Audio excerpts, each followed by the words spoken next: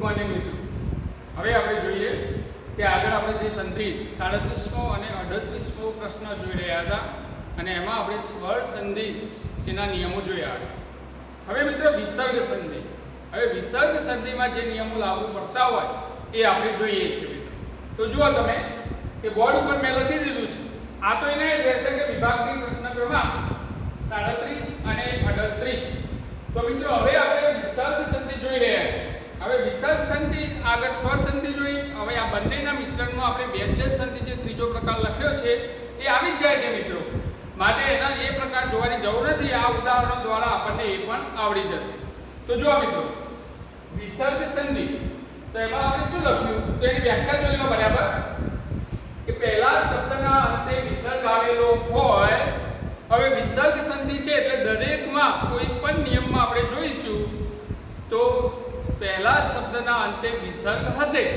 તો જુઓ હવે તો પહેલા શબ્દના અંતે વિસર્ગ આવેલો હોય અને ત્યાર પછી કોઈ પણ સ્વર કે વ્યંજન આવે ત્યારે વિસર્ગમાં જે પણ પરિવર્તન, ધ્યાન રાખજો, વિસર્ગમાં જે પણ પરિવર્તન આવે તેને વિસર્ગ સંધિ કહે છે। એટલે મિત્રો કોઈ પણ રીતે સંધિયુક્ત શબ્દ બનાવતા હોઈએ અને વિસર્ગ હોય અને એ વિસર્ગમાં જો સંધિયુક્ત બનાવતી વખતે જે પરિવર્તન આપણે જોઈએ એને આપણે વિસર્ગ સંધિ કહીએ છીએ। હવે એ વિસર્ગ સંધિના નિયમો અલગ અલગ છે મિત્રો। તો પહેલા નિયમમાં આપણે લખ્યું કે વિસર્ગનો ઓ કરતા નિયમ, વિસર્ગ હોય અને સંધિયુક્ત શબ્દ બનાવતા હોય ત્યારે ઓ થઈ જાય વિસર્ગનો, તો એ નિયમો કયા છે? તો એ આપણે અહીંયા 3 નિયમો લખ્યા છે, એનો અભ્યાસ કરીને આપણે ઉદાહરણ નીચે જોઈએ। તો જુઓ, વિસર્ગની પહેલા અ હોય અને એની પાછળ કોઈ પણ વર્ગના 3, 4 કે 5માં વ્યંજન પૈકી કોઈ પણ ઘોષ વ્યંજન આવે ત્યારે વિસર્ગનો ઓ થાય છે। હવે મિત્રો આવા તમને લખ્યું કે પાછળ કોઈ પણ વર્ગના 3, 4 કે 5, ત્રીજો, ચોથો કે 5મો વર્ગ। હવે એ વર્ગ આપણને ખબર હોવી જોઈએ કે કયો વર્ગ કહેવાય, કઈ રીતે કહેવાય। તો મિત્રો તમે જે કક્કો એટલે કે વ્યંજનનો કોઠો તમે જોતા હશો અને એ વ્યંજનના કોઠામાં ક, ખ, ગ, ગ, અંગ, ધ્યાન રાખજો, પહેલું ક, ખ, ગ, ગ, અંગ એટલે ક પહેલો, ખ બીજો, ક, ખ પછી ગ ત્રીજો, મોટો ગ ચોથો અને અંગ આ 5મો, એટલે ક, ખ, ગ, ઘ, અંગ એટલે 5 થઈ ગયા લાઈનમાં, એટલે પહેલો, બીજો, ત્રીજો, ચોથો, 5મો। એ જ રીતે નીચે પાછા એ જ રીતે ફરી પાછું લખો ચ, છ, જ, જ, જ, ચ, છ, જ, જ, જ। તો એ પાછો કોઠો જોઈએ એ પ્રમાણે આખો, તો એ પ્રમાણે જે લાઈનમાં ત્રીજો, ચોથો અને 5મો જે આપણે લખ્યું આવ્યો કે કોઈ પણ વર્ગના 3, 4 કે 5ના વ્યંજન પૈકી કોઈ પણ ઘોષ વ્યંજન, એ બધા ઘોષ વ્યંજનો કહેવાય। ત્રીજો, ચોથો અને 5મો જે લાઈનમાં આવે, આપણે જોયું કે ક, ખ, ગ, પહેલી લાઈન જોઈએ છે ખાલી ક, ખ, ગ, ઘ, અંગ, આટલા સુધી પહેલી લાઈન પૂરી થાય। હવે એમાં તમે જુઓ કે 5 થઈ જાય, ક, ખ, ગ, ઘ, અંગ એટલે 5 થઈ ગયા, એટલે ક પહેલો, ખ બીજો, નાનો ગ ત્રીજો, મોટો ગ ચોથો અને અંગ 5મો। તો આ રીતે તમે જોઈ શકો છો અને એમાં જે એ હરોળમાં નીચે આપણે પાછું ચ લાઈન લખી છે, તો ચ, છ, જ, જ, જ, તો ચ, છ એ પહેલો બીજો થઈ ગયો, પછી જ, જ તો એ ત્રીજો, ચોથો અને જ એ 5મો। એ જ રીતે નીચે લાવો ટ, ઠ, ડ, ઢ, અણ, ટ, ઠ, ડ, ઢ, અણ, તો ટ, ઠ પહેલો બીજો, ડ, ઢ, અણ, ડ, ઢ, અણ, ત્રીજો, ચોથો, 5મો। એ જ રીતે ત, થ, દ, ધ, ન, ધ્યાન રાખજો મિત્રો, ત, થ, દ, ધ, ન એટલે ત, થ, દ, ધ, ન, તો ત પહેલો, થ બીજો, દ, ધ, ન, ત્રીજો, ચોથો, 5મો। એ જ રીતે પ, ફ, બ, ભ, મ, પ, ફ, બ, ભ, મ, તો પ, ફ પહેલો બીજો, બ, ભ, મ, ત્રીજો, ચોથો, 5મો। તો આ રીતે પાછળ જે ત્રીજો, ચોથો, 5મો આપણે જોયા એ ઘોષ વ્યંજન, અને એ ઘોષ વ્યંજનની વાત કરે છે કે 3, 4 કે 5ના વ્યંજન પૈકી કોઈ પણ ઘોષ વ્યંજન આવે એના બે ઉદાહરણ મેં લખ્યા છે, સાથે સાથે તમને બતાવી દઉં. જો કે અહીંયા એ બે ઉદાહરણો કે અહીંયા છે. જો કર્ણઃ ગચ્છતિ. હવે અહીંયા આપણને શું કહે છે? યાદ રાખજો મિત્રો, કર્ણઃ ગચ્છતિ નૃત્યઃ બિભેતિ. આ બે ઉદાહરણ મેં લખ્યા છે હાલ પૂરતા તમને સમજાવવા. હવે વિસર્ગની પહેલા અ હોય તો વિસર્ગની પહેલા અ હોવો જરૂરી છે. તો આ વિસર્ગ છે કર્ણઃ, નૃત્યઃ તો આ વિસર્ગ છે. હવે વિસર્ગની પૂર્વે અ હોય તો કર્ણ અ બોલાય છે, નૃત્ય અ બોલાય છે, એટલે બંનેમાં અ છે એટલે પૂર્વે અ હોય, પાછળ કોઈ પણ વર્ણનો ત્રીજો ચોથો કે પાંચમો એટલે આપણે ય આપે ગ આપે. તો હાલ આપણે જોયું કે ક ખ ગ ત્રીજા વર્ગનો આવી ગયો એટલે એ ઘોષ વ્યંજન આવ્યો તો વિસર્ગનો ઓ થાય. તો યો જો કર્ણ પછી વિસર્ગ આવ્યો તો ઓ કર્યો કર્ણો, તો આ કર્ણો વિસર્ગનો ઓ થઈ. બીજા ઉદાહરણમાં જો બ અ વિસર્ગ પછી બ આવે તો પેલી બ વાળી લઈ જો પ ફ બ એ પણ ત્રીજા વર્ગનો આવ્યો બ, તો એ બ આવે એના કારણે વિસર્ગનો ઓ થાય. તો નૃત્યો નૃત્યો નૃત્યો વિભેતિ તો આ ઓ થઈ, વિસર્ગ જતો રહે એનો ઓ થઈ જાય. તો આ રીતે આ પહેલો નિયમ આપણને કહે છે. આ બે ઉદાહરણમાં એ છે. જો આ બે ઉદાહરણમાં એ નિયમ લાગુ પડે છે. પહેલો આ ધ્યાન રાખજો મિત્રો, આમાં કોઈ ભૂલ થાય નથી, ખાલી આટલું યાદ રાખજો. આ યાદ રાખ્યા પછી પેલો કોઠો યાદ હોય વ્યંજન વાળો તો આપણને કોઈ ભૂલ થવા શક્યતા નથી. એકદમ સરળ. તો જુઓ તમે એ પહેલા નિયમ અનુસાર આપણે બે ઉદાહરણ જોયા તો એ સેટ થઈ ગયું. હવે જો બીજું કે વિસર્ગની પૂર્વે અ હોય અને તેની પાછળ ય વ ર લ અને હ પૈકી કોઈ પણ અંતસ્થ ઘોષ વ્યંજન આવે એ પેલા કોઠામાં નથી. એ કોઠો ક ખ બ બ મ તે પૂરો કર્યો આપણે, પછી ય ર લ વ સ સ હ જે કરીએ છે એ પૈકી એ અંતસ્થ ઘોષ વ્યંજન. તો એમાંથી જુઓ તમે ય વ ર લ અને અ એમાંથી જો કોઈ પાછળ આવેલો હોય વિસર્ગ પછી તો પણ વિસર્ગનો ઓ થાય તો એ આપણને કહે છે. હવે જો તો વિસર્ગની પૂર્વે હતો ખરો જ. તો જો કર્ણઃ ફરીથી આપણે એક શબ્દ લીધો અને રામઃ તો અ બોલાય, આમાં પણ અ બોલાય. આ બીજા માટે છે. જો આ બે ઉદાહરણ, આ બીજા નિયમ માટે આ બે ઉદાહરણો છે. ધ્યાન રાખજો આ બીજો નિયમ જે છે એના બે ઉદાહરણો આ છે. જો આ એક લખો અહીંયા એક નિયમ, અહીંયા બે નિયમ, બરાબર. હવે જો શું કહે છે કે કર્ણઃ યચ્છતિ તો વિસર્ગ પહેલા તો અ છે જ, એના પછી શું આવ્યું ય, પછી આમાં અ તો છે જ અને વિસર્ગ પછી શું આવ્યું હ. હવે જો અહીંયા આપણે શું લખ્યું છે ય વ ર લ અ તો એ આવ્યા, એમાંથી કોઈ એક આવે તો શું લખે છે કે વિસર્ગનો ઓ થાય છે. એટલે આપણે જો અહીંયા આવ્યો છે એકમાં હ આવ્યો છે તો જો એ આવ્યો એટલા માટે આપણે હવે ઓ કરી દીધું કર્ણો રામો. જો મિત્રો તો જો બીજો નિયમ પણ સેટ થાય આ રીતે ઉદાહરણો જો. બીજા ઉદાહરણો ઘણા છે પણ આપણે બનાવવા પૂરતા હાલ આ બબ્બે ઉદાહરણોથી જોઈએ તમને ખબર પડે એટલા માટે. વિસર્ગ સંધિ આવે એટલે તમારા મગજમાં આ નિયમો યાદ આવવા જોઈએ અને એ પ્રમાણે આપણે લખીશું આ નિયમ અનુસાર એક્ઝેક્ટ યાદ કરીને તો ખોટી ના પડે. તો જો તમે તો આ બે નિયમોમાં આપણે જોયું તો એક અને બે બબે ઉદાહરણ જોયા તો સેટ થયા. હવે ત્રીજો નિયમ શું કહે છે? વિસર્ગની પૂર્વે આવો એટલે એક વિચારી લો કે ત્રણે ત્રણ નિયમમાં વિસર્ગની પૂર્વે હતો ખરો જ, પાછળ બદલાય તો પાછળ પેલા 3 4 5 માં ઘોષ વ્યંજન આવ્યા, પેલામાં ય ર લ વ હ આવ્યું એટલે ઓ થયો, પેલામાં ઘોષ વ્યંજન આવ્યા એટલે ઓ થયો. હવે ત્રીજામાં શું થાય છે તો જોઈએ કે વિસર્ગની પૂર્વે અ હોય અને પાછળ અ આવે તો ઓ થાય છે અને પછી જો એમાં આગળ વધે છે ઓ તો ખરો જ પણ પછીના અના સ્થાને અવગ્રહ મુકાય છે. વચ્ચે વિસર્ગ હોય બંને બાજુ અ હોય ત્યારે વિસર્ગના સ્થાને અવગ્રહ મુકાય છે. હવે અવગ્રહ એટલે જો તમે કેવું ચિહ્ન છે પેલું ડ જેવું, તમે ડ ના સમજતા એને અવગ્રહ કહેવાય અને બોલવામાં અ ખેંચાય. જો અહીંયા આપણે લખ્યું કે સહ, ધ્યાન રાખજો વિસર્ગની પૂર્વે અ તો આવી ગયો કહ, વિસર્ગની પૂર્વે ક એટલે અ આવી ગયો, સ અ આવી ગયો, સુશીલ અ આવી ગયો.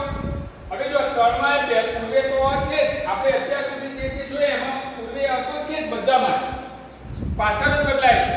આમાં ત્રીજો ચોથો પાંચમો વર્ગ આવ્યો, આમાં ય ર લ વ હ આવ્યો અને આમાં પાછળ પાછો અ. હવે પાછળ અ હોય એટલે આ વિસર્ગ, ધ્યાન રાખો મિત્રો, અહીંયા આ વિસર્ગ અને બંને બાજુઓ આ સ એટલે આમાં પણ અ અને પાછળ પણ અ, ક આમાં પણ અ અને પાછળ પણ અ, સુશીલ તો આમાં પણ અ અને પાછળ પણ અ. તો આ રીતે વિસર્ગની બંને બાજુ અ હોય ત્યારે વિસર્ગનો ઓ તો થાય જ, પણ પાછળના અનો અવગ્રહ મુકાય છે. એ અવગ્રહ કેવો? તો જો આવો થશે, એનું ચિહ્ન આ જે છે દ જેવું, એ અવગ્રહનું ચિહ્ન છે મિત્રો. હવે જો આપણે કરી બતાવીએ કે સહ પ્લસ અહ, તો વિસર્ગનો ઓ થઈ ગયો સો, સો. પછી પાછળનો આ જે છે એને સ્થાને આપણને આવું ચિહ્ન અવગ્રહ મૂકવાનું કહે છે, તો આપણે અવગ્રહ મૂકી દીધો આ દ જેવું ચિહ્ન અને પછી હમ, તો એ હમ પાછળ એ સો હમ કેવું વંચાય? સો ડહમ નહીં, ધ્યાન રાખજો મિત્રો, તમે ઉચ્ચારણ એવું કરો છો એવું ઉચ્ચારણ ના થવું જોઈએ. સો હમ ખીંચાય ખાલી અ, સો હમ.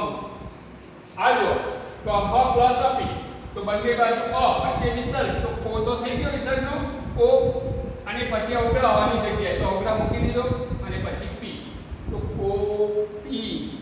તો શું વંચાશે? કો પી, કો ડપી નહીં, કો પી. તો જો સુશીલ પ્લસ અપી, તો આ પણ બંને બાજુ અ છે એટલે સુશીલો કરી દીધું પહેલું અને પછી આની જગ્યાએ અવગ્રહ, તો સુશીલો પી. જો ઉચ્ચારણ સુશીલો પી, સુશીલો ડપી નહીં, ધ્યાન રાખજો, સુશીલો પી.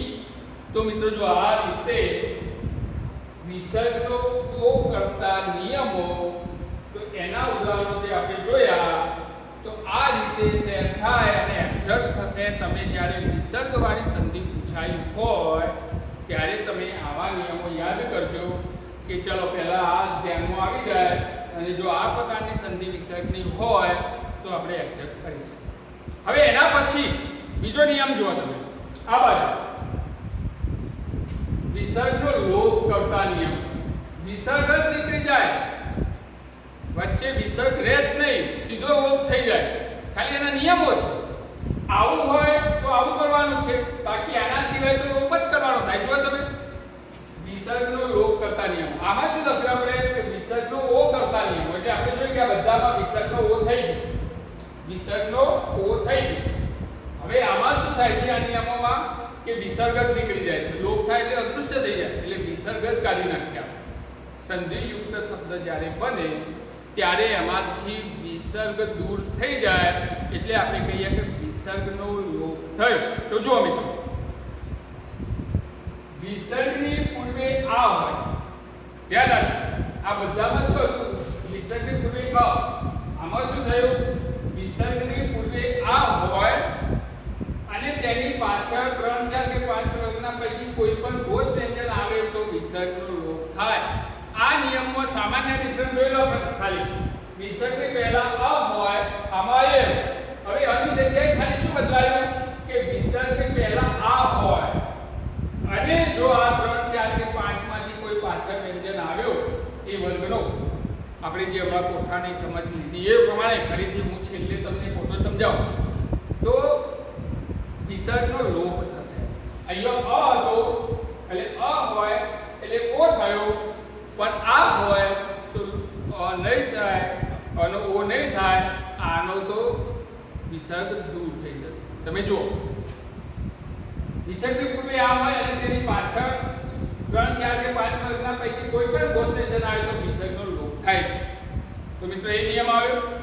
એના પછી જુઓ, એના ઉદાહરણો આપણે જોઈએ, સ્ટેપ બાય સ્ટેપ આ બધા જોઈએ. પછી હવે જો બીજામાં શું કહે છે કે વિસર્ગની પૂર્વે આ હોય, ફરીથી જો વિસર્ગની પૂર્વે તો આ જ અને પાછળ ય ર લ કે હ અંતસ્થ ઘોષ વ્યંજન હોય તો આ બીજા નિયમમાં શું ફેરફાર થયો? આમાં ય હતો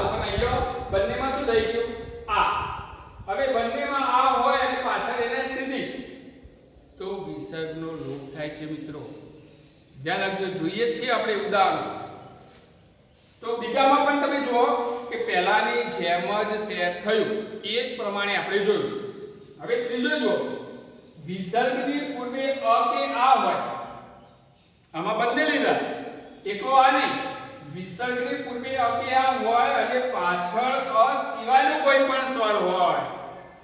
પાછળ અ સિવાયનો કોઈ પણ સ્વર હોય તો વિસર્ગનો લોપ થાય.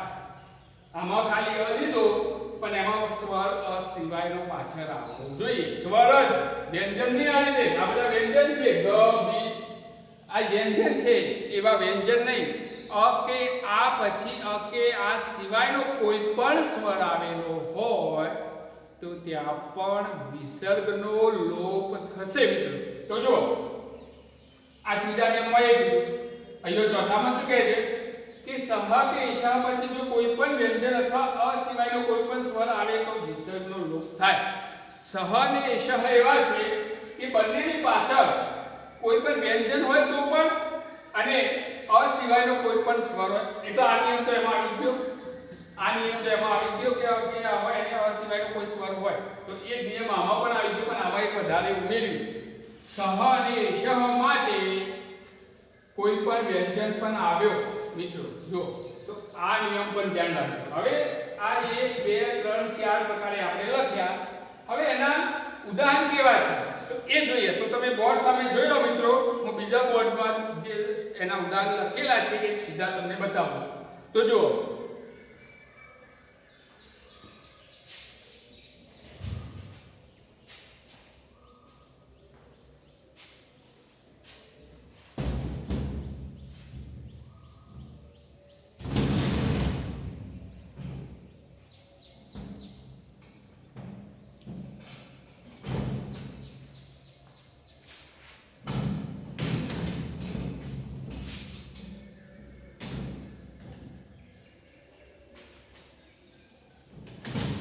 હવે મિત્રો તમે જોઈ શકો છો.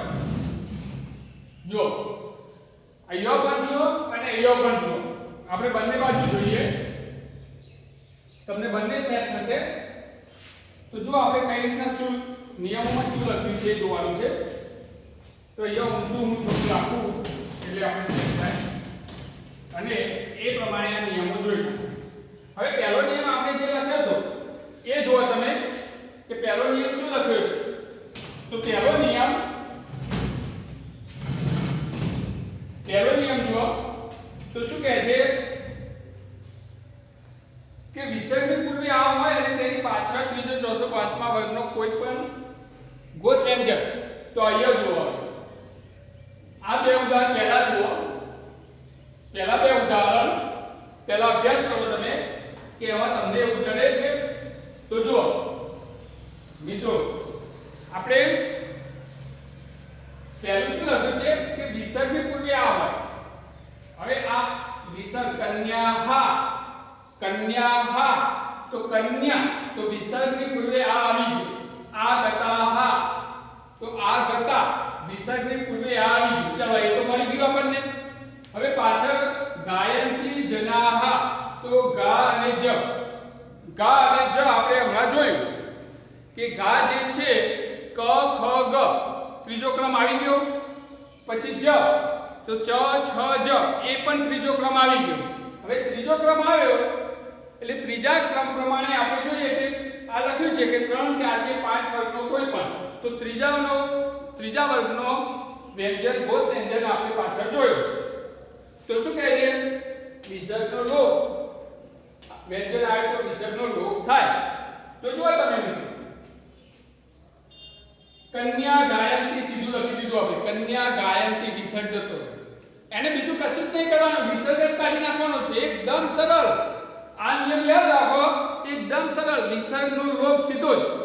જો એમને આપણે શબ્દ લખી દીધા. જો કન્યા પ્લસ ગાયંતી તો કન્યા અને વિસર્ગ જતો રહ્યો અને ગાયંતી એમ લખી દીધું. ખાલી લોપ જ થાય. આમાં જો આ ગતા જનાહ તો આ ગતા જનાહ પાછળ તો ના મળે, વચ્ચે જોવાનો આપણે.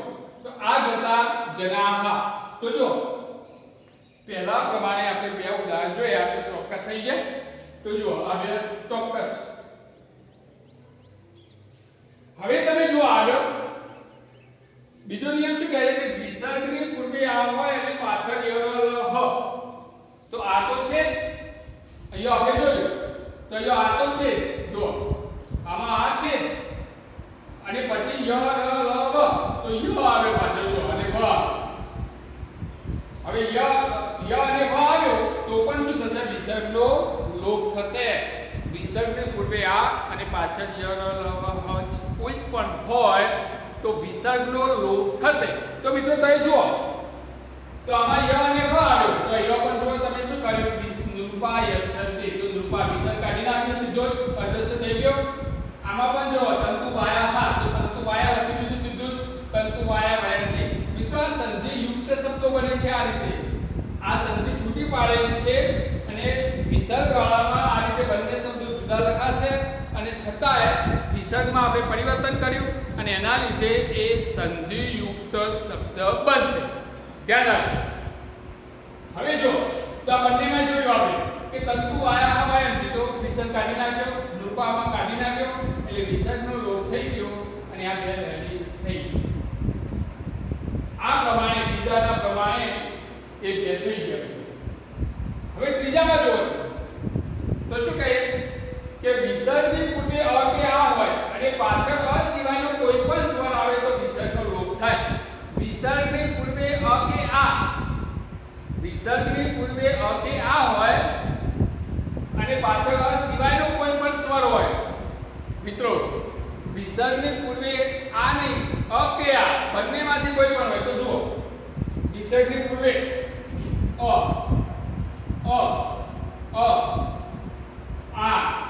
આ જો આપણે બંનેને અનુસરે. વિસર્ગની પૂર્વે અ કે આ હોય તો જો આ ત્રણમાં શું થયું? અ છે, સૂર્ય હ, સિદ્ધાર્થ હ, બાલ હ અને આમાં આ છે નરાહ, ઉર્જાયા. તો જો આમાં આ છે, આમાં અ છે. વિસર્ગની પૂર્વે અ કે આ તો અહીંયા શું આપ્યું આપણને? વિસર્ગની પૂર્વે અ કે આ હોય અને પાછળ અ સિવાયનો કોઈ પણ સ્વર, ખાલી સ્વર વ્યંજન નહીં મિત્રો, સ્વર જ હોવો જોઈએ. તો જો આમાં ઈ સ્વર છે, ઉ સ્વર છે, ઈ સ્વર છે, ઈ સ્વર છે, ઉ સ્વર છે. અ કે આ સિવાયનો, અ સિવાયનો ખાસ તો અ સિવાય તો અ સિવાયનો સ્વર છે મિત્રો. જોયું તમે? એટલે જો કે આગળ વિસર્ગની પૂર્વે અ કે આ હોય અને વિસર્ગની પાછળ અ સિવાયનો કોઈ પણ સ્વર હોય તો વિસર્ગનો લોપ થાય છે. ધ્યાન રાખજો મિત્રો. તો અહીંયા જોઈ લો કે અ છે અને પાછળ અ સિવાયનો સ્વર છે તો જો સિદ્ધાર્થ ઈચ્છતિ વિસર્ગનો લોપ થઈ ગયો. આમાં જો સૂર્ય અ છે પાછળ ઉ છે વિસર્ગની પાછળ તો જો એના લખાય સૂર્ય ઉદયતિ વિસર્ગ જ કાઢ્યો. આમાં પણ જો બાલ ઈચ્છતે તો બાલ અ છે પાછળ ઈ છે વચ્ચે વિસર્ગ તો બાલ ઈચ્છતે. જો એ અ વાળા ત્રણ જોડે. હવે આ હોય તો પણ તો નરાહ તો વિસર્ગની પૂર્વે આ અને પાછળ અ સિવાયનો સ્વર તો જો તમે નરા ઈમે સીધો વિસર્ગ જતો, વિસર્ગનો લોપ થઈ ગયો. ઉર્જાયા તો આ છે જો વિસર્ગની પૂર્વે પાછળ અ સિવાયનો ઉ સ્વર છે માટે એમાં પણ લોપ થઈ ગયો તો ઉર્જાયા યોગઃ. તો જો આમાં વિસર્ગનો આપણે લોપ કરતા ગયા. વિસર્ગનો લોપ વિસર્ગ અદ્રશ્ય થઈ ગયો શબ્દ એમ નામ લખાય. પણ તમારે યાદ શું રાખવાનું થાય મિત્રો? આ યાદ રાખવાનું થાય કે આ નિયમ અનુસાર. હવે એમાં છેલ્લો નિયમ તમે જુઓ કે છેલ્લામાં શું કહે છે? સહ કે એષઃ પછી જો કોઈ વ્યંજન અથવા અ સિવાયનો કોઈ પણ સ્વર આવે તો વિસર્ગનો લોપ થાય. વ્યંજન અથવા અ સિવાયનો સ્વર આવે તો પણ લોપ થાય. પણ કોની પાછળ? તો સહ અને એષઃની પાછળ. આ બે યાદ રાખવાના, આ બે સર્વનામ. તો જો સહ એષઃ આ બે આવી ગયા. એ તો સ્પષ્ટ છે કે સહ અને એષઃ તો બે તો લખી દીધા. હવે પાછળની વાત છે તો પાછળ શું કહે? કથયતિ. આ આપણને શું કહે કે કોઈ પણ વ્યંજન એટલે ક આવ્યો કથાયતીમાં, અને બીજામાં શું કહે છે કે અ સિવાયનો કોઈ પણ સ્વર, તો અ સિવાયનો આ સ્વર આવ્યો. જો બંનેને અનુસર્યા કોઈ પણ વ્યંજન તો આપણે ક વ્યંજન વાળું લીધું. પછી પાછા લખે છે કે અ સિવાયનો કોઈ પણ સ્વર, તો અ સિવાયનો આ સ્વર લીધો. હવે જો સહ અને શ બંને લીધા, અને બંનેમાં શું કહે છે કે કોઈ પણ વ્યંજન અથવા અ સિવાયનો સ્વર જો એ આવે તો વિસર્ગનો લોપ થાય. તો મિત્રો જો કે અહીંયા આપણે વિસર્ગ કાઢી નાખ્યું, સ કફયતિ એશ આનંદ, આ બંનેમાં વિસર્ગ નીકળી ગયો અને આ સંધિયુક્ત પદ થઈ ગયું. તો મિત્રો જો આપણે આ બધા ઉદાહરણો એ પ્રમાણે જોઈએ તો આ પ્રમાણે વિસર્ગ સંધિના નિયમો આપણે જેમ જોઈએ છીએ તેમ હાલ આ બે નિયમો, વિસર્ગનો ઓ કરતા નિયમો અને વિસર્ગનો લોપ કરતા નિયમોનો અભ્યાસ આપણે કર્યો. હજી આગળ બીજા બે આ રીતે જોઈએ એ આવતા ભાગમાં જોઈશું મિત્રો. હવે અત્યારે તમે જુઓ કે આ મેં લખ્યું છે આ બધું, તો એમાં તમારે પેલું જે મેં બીજો, ત્રીજો, ચોથો, પાંચમો આ જે વર્ગ રહ્યા એ વર્ગ કયા, તો ખાલી હું બોલ્યો જ છું તમારી સામે, પણ અહીંયા ચલો લખી બતાવવા બોર્ડમાં તો આપણે જોઈએ કે કઈ રીતે થાય. તો જોજો મિત્રો, આ ઉદાહરણ તમે જોઈ નાખજો એકવાર, સ્ક્રીનશોટ પાડીને એને નોંધ કરવી હોય તો કરી શકો છો મિત્રો અભ્યાસ માટે.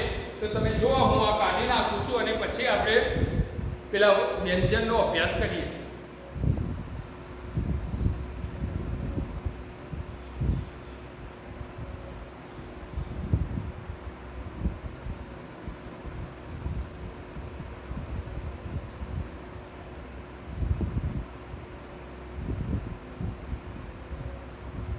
તો મિત્રો જો હવે કે આપણે વ્યંજન માટે જોઈએ એટલે વ્યંજનનો કોઠો જો તમારી સામે રજૂ કરું અને વ્યંજનના કોઠાથી આપણે આગળ વધીએ. તો જો હવે વ્યંજનનો કોઠો, તમને વ્યંજન તો આવડે જ છે બધા, કારણ કે આપણે છે 10માં પહોંચ્યા અને 10માં પહોંચ્યા એટલે ના આવડે એવું બને નહીં. તો જો અહીંયા હું કાઢી નાખું છું મારા ઉદાહરણોને. તો જોજો મિત્રો, હવે હું એ તમને પ્રથમ, દ્વિતીય એટલે પહેલો, બીજો, ત્રીજો, ચલો એ પહેલા લખી લો. પહેલો હું નોંધ કરું છું કે પહેલો, બીજો, ત્રીજો, ચોથો અને પાંચમો. જો તમારી સામે જ આપણે લીટી પર નાખીએ 2, 3, 4 અને 5. હવે મિત્રો તમે જોઈ શકો છો કે જો ક, ખ, ગ, ગ, અંગ. જો પહેલી લાઈન પૂરી, તો ત્રીજો, ચોથો અને પાંચમો જે ઘોષ વ્યંજન કહેતા એ આ લાઈનમાં બધા આવે. જો બીજો જ, છ, જ, જ અને જ. તો જો ચ, છ, જ, જ. તો જો આમાં જો ત્રીજો, ચોથો, પાંચમો, તો ગ, ગ, અંગ, જ, જ. બીજી લાઈનમાં અહીં આવે જો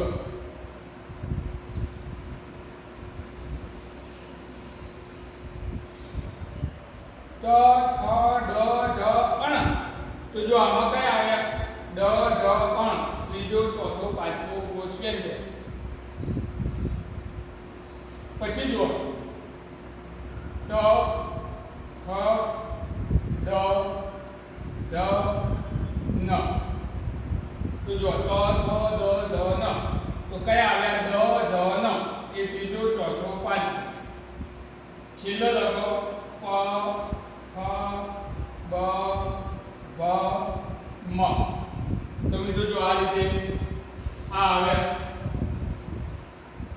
તો આમાં ત્રીજો, ચોથો, પાંચમો બ, ભ, મ.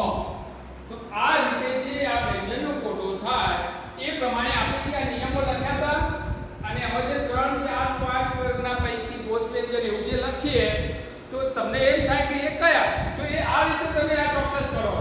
અને એમાં ત્રીજો, ચોથો ને પાંચમો તો આ બધા આમાં ત્રીજો હોય તો આ નિયમો લાગુ કેવું છે. તો મિત્રો તમે જોઈ શકો છો વ્યવસ્થિત રીતે. તો આ કોઠાને આધારે આ તૈયાર થાય. અને મિત્રો આ કોઠાને આધારે તો અમુક શબ્દો આપણે લખતા હોઈએ છીએ. દાખલા તરીકે અહીંયા હું લખું કે શંકર. તો મિત્રો તમે શંકરને બીજી રીતે જ્યારે અનુસ્વારનો ઉપયોગ કરીને લખતા હોવ છો ત્યારે તમે કઈ રીતે લખો છો તો આનો ઉપયોગ કરો છો. જો તમે જુઓ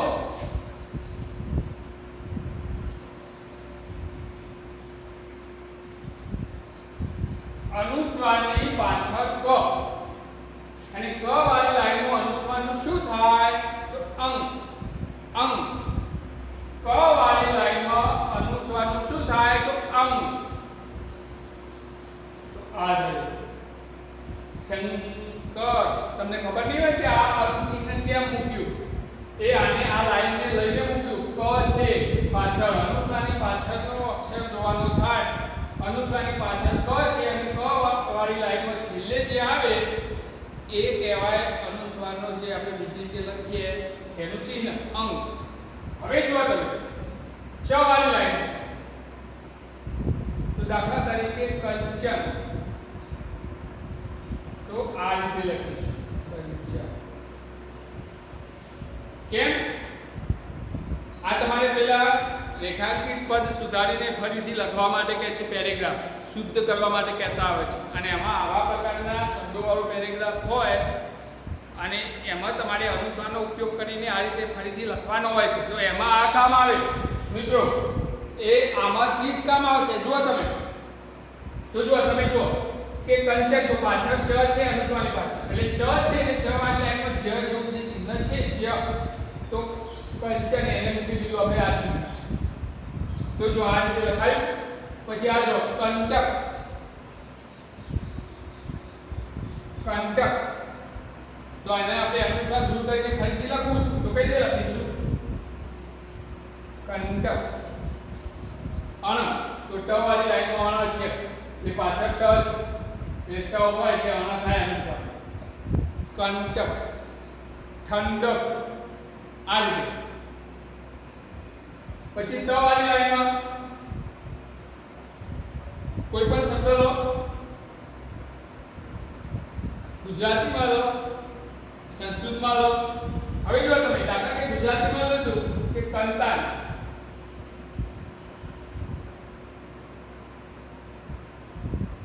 મંથન. થ. ત. અનુસ્વાર પછી થ. ગુજરાતીમાં જો કંઠેર. હવે તમે જુઓ છો ત અનુસ્વાર પછી થ. અનુસ્વાર પછી થ. તો તમે જોઈ શકો છો કે ત થ એમાં શું છે ન.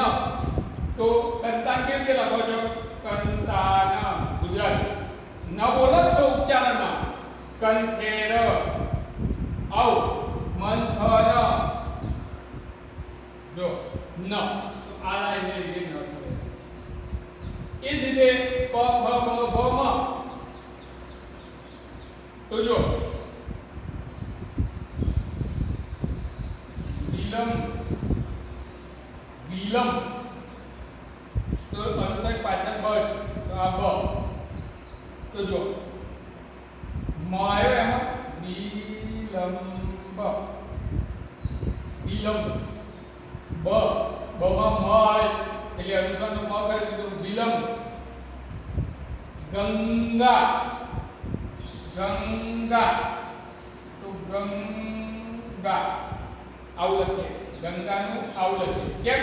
કારણ કે ગ છે પાછળ તો ગમાં અંગ એટલે ગંગા. શંકર.